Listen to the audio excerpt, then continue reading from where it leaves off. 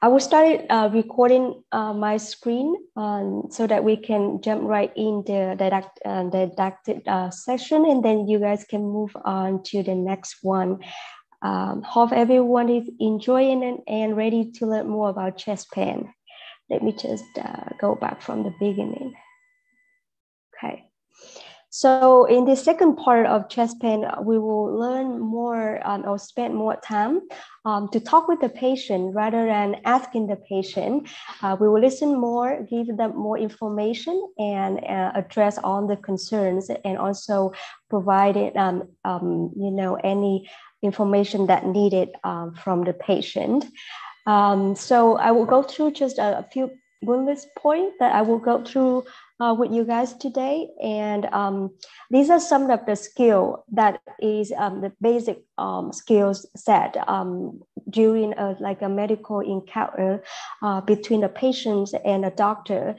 So in the previous or the last weekend, in my first lessons of the chest pain, we learned how to ask the history and physical. And then after, we ask the patient about the history of the illness, we perform the physical exam. Then we will summarize all of that to the patient and to make sure that we get all the information that help with the diagnosis. And then after that, we will discuss with the patient or give them, our impressions on what we found, our first thought about what's going on with the patient. At this point, patient may ask you what could be wrong, what could be causing that symptom. So in our medical term, we call it a differential diagnosis, which means different diagnosis for one presenting symptoms or one or many presenting symptoms. And then after that, we met, of course, just by doing examination and asking questions is not enough to, often is not enough to come up with a final diagnosis. So we would suggest the patient to have further worked up or more diagnostic tests. So we're gonna work on, some phrases, some sentences, how to deliver that message. And then after that suggestions, and then we can address any of the patient concern or explaining and regarding the test, regarding the condition that they have in. And after all of that, we got the results back, and then we're gonna practice on how to deliver or inform the patient about the results of those tests and that we order. At the end of the lessons, I can, I will go very briefly touch base on two more, more advanced skill that require, more communication skill between patient and physician. As a physician or healthcare provider, you oftentimes will have to explain to the patient a consent form, and then what that is, we will, learn more about that. And last but not least, we will counsel patients on what they can do or what will happen next, or generally will be about most common in the outpatient setting, that they will counsel patient on lifestyle, diet, or anything change that we would like the patient to make to help them better. So let's jump right in. The first part would be summarize the history and the physical examination. So here I put down just very, just a few phrases that you can use to summarize all the information from the H&P. For example, I like to hear, anything that's short, that easy to remember.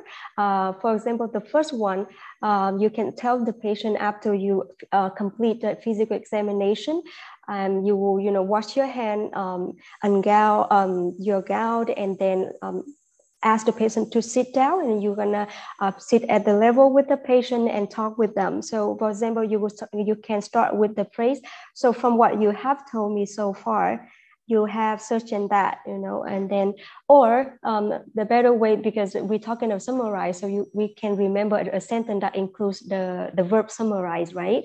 So for example, let me summarize what we have discussed so far.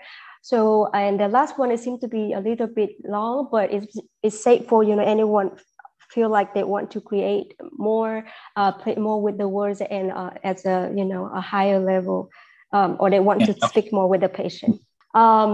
So then after the summarization, we're going to move to the next part of the encounter. Would be, we will give the impressions of the patient's clinical conditions. Was it more likely the diagnosis that you may think that a patient may have? So you can start with simple gestures that make the patient feel comfortable, because as a human being, we don't want surprise. We don't want, bad news. So you want to make your patient feel comfortable, appreciate, or in the very, safe surroundings, so that you can deliver any information or make sure they get everything that they need. So for example, I will start with thank the patient. Thank you for letting me examine you. And now I would like to sit down with you and give you my impression, or what I think that may be going wrong with you. So we can, start with that. One of the tips I put down here is when you deliver or talk with the patient about your impressions regarding the patient's condition. Here, try to do not list too many differential diagnoses, because as a medical student or a doctor, we all were taught that we have a long list of differential diagnoses for one symptoms. Let's say headache, chest pain, have millions reason why the patient have that kind of pain. But try to minimize what you think about the patient, what's most likely that can be wrong. And so we can start with, I'll keep it maximum to just three conditions that you think that is most likely causing the patient condition. But when you explain to the patient, and keep in mind that we try to explain the meaning of any complicated medical terms, and you will be able to practice this throughout the script that we provided. For example, you listed pericarditis, and then you can explain more what the pericarditis mean, or another way, make the patient easy to get the information by point out the organ or the system that you think that can involved and causing the symptom of the patient. And sometimes it depends on the level and how comfortable patients are. When they listen to you, you can explain a simple mechanism of the underlying disease. For example, with the pericarditis, we all know the suffix itis is mean inflammation. And so we're going to explain to the patient is a condition of inflammation of the surrounding lining of the heart, or very simple like that. So you will be able to practice these later on. But very important, which we should not give a patient a definite diagnosis, the first with your first impressions. Obviously, you need more worked up, you need more information to make sure that what you think is the cause of the condition is what exactly going on, or more likely going on with the patient. But in order to do that, you will tell the patient that you need to run some tests to establish the final diagnosis. All right. So after we give our impressions, telling the patient some possible diagnosis for the condition, and then we're going to suggest the patient to have some tests. But before that, as I mentioned earlier, sometimes it will be easier for the patient to get what we try to explain regarding what can be the cause. We can go through different systems so that the patient can, before actually giving a condition. So for example, instead of you're gonna say, I think that you may have you know, like pneumonia as a cause of your chest pain, then you can start with, instead of giving the patient the diagnosis of pneumonia, you can say that one of the cause of chest pain is some abnormalities happen in the lung, so the patient, or respiratory system, so patient can kind of like, you know, gradually imagine or catch or acknowledge what can be go wrong later on.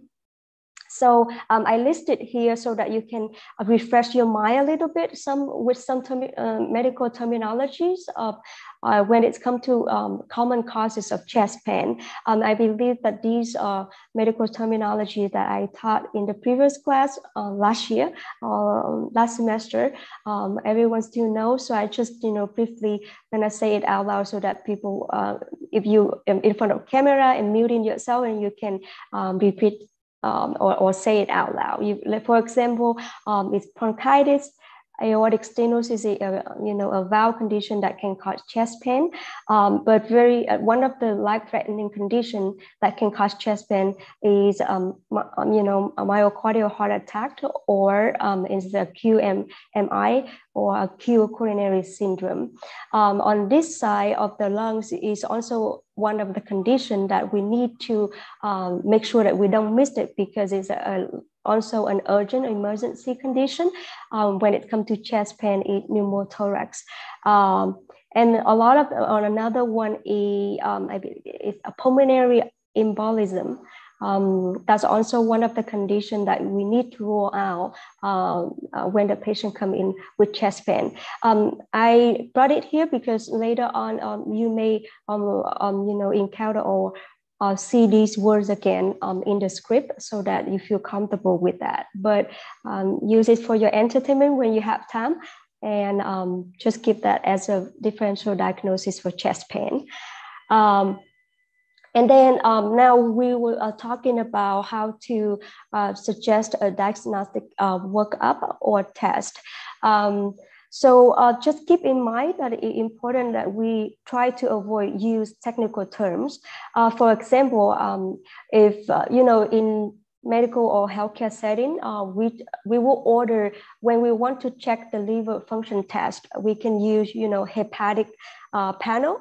But instead, telling the patient that I'm going to check your hepatic panel, they want to ask you right away. They feel confused, or they don't get what it is. So we try to use different terms. For instance, I can use this sentence: we need to run some blood tests to check the function of your liver and kidneys. And then just in some cases, you cannot use another layman's term for a test. For example, EKG or ECG or echocardiogram. Those words are the technical word that is hard to find a layman's term to substitute it. But then you need to further explain what the function of the test, what would it tell you about the patient. So for example, I need to have an EKG or ECG is a test to detect and record the electrical activities of your heart's conduction system. It can be long, but you can rephrase it and make it more simple, so that the patient can feel comfortable with it. And then that way you can, after that, and you can listen to the patient to see if they feel understanding what you explain, and then you move on. But if not, you try to explain more to them. And then after you suggest all of those tests, you can add at the end of the visit, you can say, after we get the result of those tests, then we will meet again to discuss in detail about the result of the test, right? And along with the final diagnosis, as well as the treatment plan. So that how you is a basic or common closure that you can use after the first visit. So I put up here is because we're talking about chest pain. So I will go through some very common tests to diagnose the heart disease in general, but in chest pain specifically. So the first one is after we do physical exam on the patient, including, listen to their heart and lungs, exam from head to toe. Then we order some imaging studies. So I guess chest X-ray is very common. Another one here is CT scan. The CT stands for computerized tomography, or in the US, patient usually call it CAT scan. The next one is more specific for cardiology, and specialty like is echocardiogram. So I put under the orange box is one sentence that can explain to the patient what that test means or what does it do.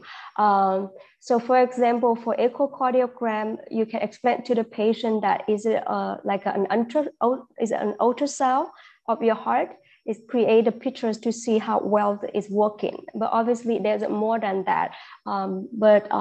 This is a simple way to explain to the patient what the echocardiogram can tell them. The next one I will go through would be the EKG or ECG. In this case, ECG stands for electrocardiogram. It's a test that checks your heart electrical activities. The blood test that we usually do or order for patients with chest pain, here I put is a cardiac enzyme. Cardiac enzyme, you can use the substances, but it's more, to be more correct, you can use chemicals. So cardiac enzyme are the chemicals that release into your bloodstream when the heart is damaged. So that is one of the ways that you can explain to patient what the cardiac enzyme means. The next one is a stress test, and a very common test that we use to stratify and diagnose the patient with chest pain. And obviously with the exercise one, you can imagine what the patient will experience during this test, which means they will exercise. So you can explain to them that the stress test is measure how your heart, how well your heart works during exercise by monitoring your heart rate, your blood pressure while you walk or bike, a walk on a treadmill. So that's how we do it in the clinical setting. And it's more invasive test that we do to diagnose the patient that with chest pain, who we suspect the patient may have some blockages in their heart vessels. That is the test called cardiac catheterization, or cardiac cath for short. You can explain this test for the procedure. Actually, it's a procedure to the patient by, it can be is a procedure or is a test, where a thin tube or a catheter is inserted into your blood vessel to check the blockages or any heart problems. So these are just an example. So when you read more and you feel more comfortable with speaking or explaining these medical terms to the patient, you can keep it as simple as you can and still deliver the correct or precise information regarding the test. The next one, so after we order on the test, we have the result back. Our next step would be to explain to the patient about the results or any concern regarding the result, right? So very often the patient may feel frustrated while waiting for their test results. So make sure that you can know how to kind of like express, your empathy, your understanding to the patient frustration. So here I put down some phrases or sentences for you can use. So let's say you can use that. I understand that you were concerned about the test result, but let me explain what we found.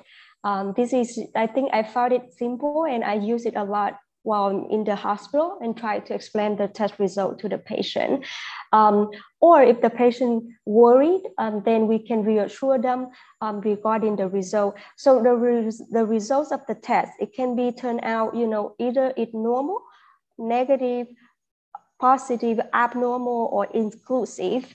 So these are the words that you should know, an adjective to describe the result of the test or images or that you order. So sometimes if the result come back is not unexpected or is bad or abnormal test, the patient maybe get worried or frustrated, anxious about the result, and that totally understand it. You can use some words, some phrases here so that you can reassure the patient and make them feel less worried about that before you actually explain in detail about what the diagnosis. So for example, I often use, I'm sorry that the result weren't what you expected, but however, we can work together to develop a plan to manage your symptoms. So you don't have to learn these sentences by heart, but it's just, these are some phrases, some adjectives, some phrases that you can use as much as you can so that you can feel comfortable. For example, it's understandable to feel anxious. I can see that you worry. I understand that you're concerned about the test. So that's something, if you practice more and more, it will come out of your mind very naturally.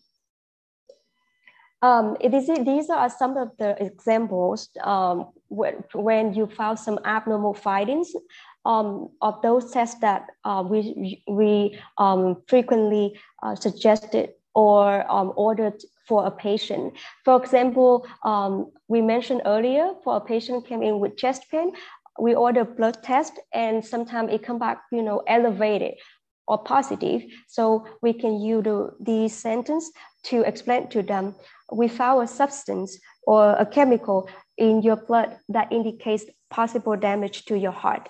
So it means their heart enzyme or their cardiac enzymes elevated. The next one is EKG. Some of abnormal EKG can be the size of acute heart attack. So you can actually use, can explain to the patient with this sentence. For example, your heart electrical activity shows some chances that could be a sign of strain or reduced blood flow in your heart. So, or on the EKG, you can find some irregular heartbeats, some arrhythmia, but you wouldn't want to use the word dysarrhythmia or arrhythmia to the patient. You can explain to them, for example, your heartbeat appear irregular, which could mean your heart rhythm is not normal. So that's how you can elaborate more to the patient. When it comes to radiology, so there, radiology is an umbrella term. Underneath of it, it can be a chest X-ray, it can be a CAT scan, or it can be angiogram. But I put out here three examples when you try to explain to the patient if just in case they have an abnormal chest X-ray. For example, when the patient have pleural effusions, which means the fluid build up in their lungs. So we don't want to use the pleural effusions as I explained earlier. So we use the phrase, the fluid build up around your lungs on your chest X-ray, and then we can add that may suggest some inflammation or infection. So that's how you can use to explain the abnormal findings on the chest X-ray. The same thing with the CT scan.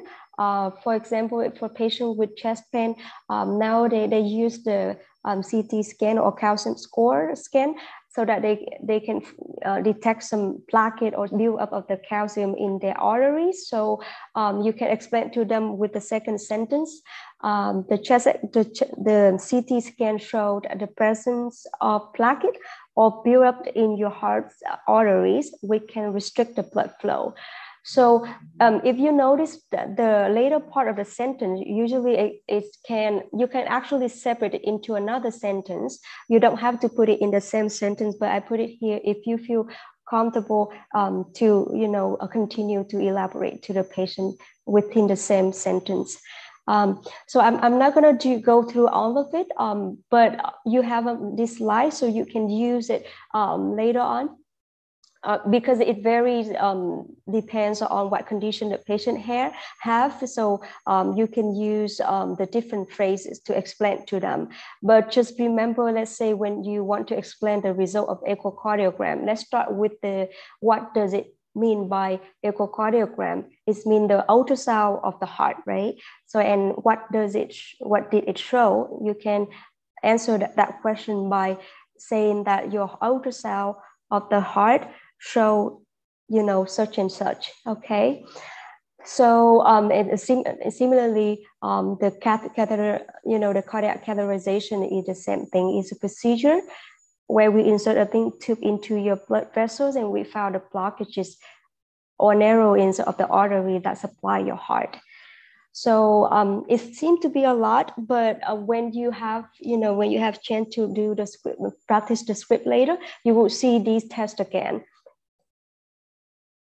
So this is almost the last one, but as I mentioned earlier, when among of the diagnostic workup, sometimes you have to suggest some invasive procedure. Either it's invasive or non-invasive.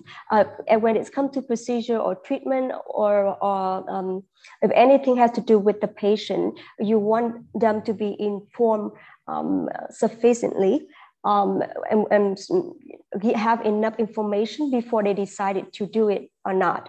So the consent form is a legal document that explains the treatment or the procedure, its purpose, or any potential risk or side effects come with it. And before we proceed with any treatment or procedure, it's important that you understand the details and risk that involved. So these are phrases that you actually can use to explain to the patient what the consent form means. Just like trying to tell them what the purpose of the form and what the patient will expect to see on the form. And then generally speaking, the consent form is to get the patient permission or agreement to receive a specific medical treatment or procedure. And when you explain the consent form to the patient, always keep in mind that we want to encourage the patient to have as many questions as they want. Make sure they fully understand what they go, what they are about to go through. And if they have it, so in order to do that, you can use this sentence, the last one. If you have any concerns or hesitations about a treatment or procedure, please let us know so that we can address them. So these are examples that you can use to explain to the patient and also to address their concern as well as questions regarding the procedure.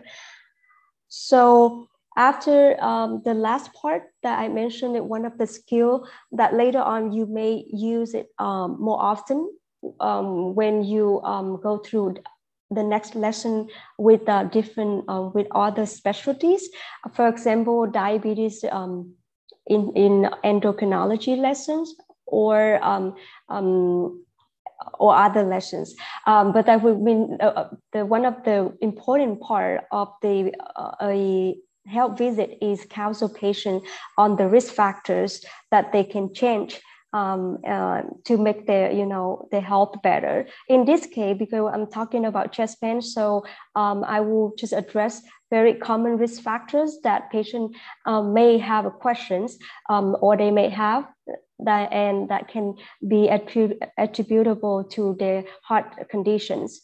So for example, they may have a smoker, they may are smoker, or they may have unhealthy diet, or they may have an underlying condition like hypertension. So in order to do that, you can start addressing what they are having so that we can start to break them down and give them the advice on what they can change or adjust so that they can improve their health, right? So for example, the first sentence that you can use it, I will say, based on your medical history and lifestyle factors, there are a few potential risk factors for heart disease that we should consider, or we can work together to make your health better. And then we started, list them out. For example, these may include factors such as smoking, high blood pressure, high cholesterol, or family history of heart disease, or overweight or inactive lifestyle, or uncontrolled diabetes. So it very depends on your patient, but that's how you can use. And then after we find out or list out what the risk factor on this patient, then we start to encourage them to work them or partnership with them to make a plan. So a plan on how they can change, or we can change their lifestyle to make their health better. So these are one of the phrases you can use. Let's come up with a plan on how we can make some changes in your lifestyle to help your health, your heart health better. Or you want to counsel them on lifestyle, you want them to exercise more, then you can give these kinds of advice. Let's start with, regular physical activities is also a key. I recommend at least 30 minutes of moderate exercise most of the days of the week, as walking or cycling. You can ask as many activities that you think that's suitable for the patient. But very common risk factor in patients with chest pain, heart disease, or smoking. So counseling on smoking is it can be very challenging, especially in the patient who chronic use, or so is you guys gonna have chance to practice more in the later lessons, and with help with the other instructors. They will go in details just to counsel on each of these, but I listed here is just one of an example. For example, do you think that you are ready to quit smoking? Or how can I support you to quit smoking, or things like that. So the key to have a successful counseling session is you want the patient feeling comfortable, feel safe, give them the environment that they can express their concern. What would be the barrier for them to make the change? So start with some open questions to address their concern. What the obstacle that they encounter, that a good start to for you to suggest the changes. All right. So that would be a wrap up for the didactic section. I believe I talked too much now, but before we move on to the next section where you're able to practice those skills that I mentioned, I want to give a general disclaimer that the script below is just for the practice purposes. And it does not substitute or constitute for medical advice or any guidelines. And so that if you have any problems or any concerns in your real life practice, so consult your healthcare professional to have a personalized medical advice, and do not rely on this script. Thank you so much for listening to me, and keep up your good work, and enjoy practicing. Cảm ơn bác sĩ Nguyen. Bác sĩ Nguyen, hình như là ở trong chat có ai hỏi. Yeah, I will while we coordinating splitting the room, then I will go through those questions. Okay. Sorry, when I share, I couldn't see the whole chat, but I'm doing it now. But let me just stop sharing first, okay? Yeah. I need to share my screen to for the room assignments. We have some absences today. So I think room 3 will only have one TA, and then room 9 may only have one TA. I think Calvin's out and I didn't know that.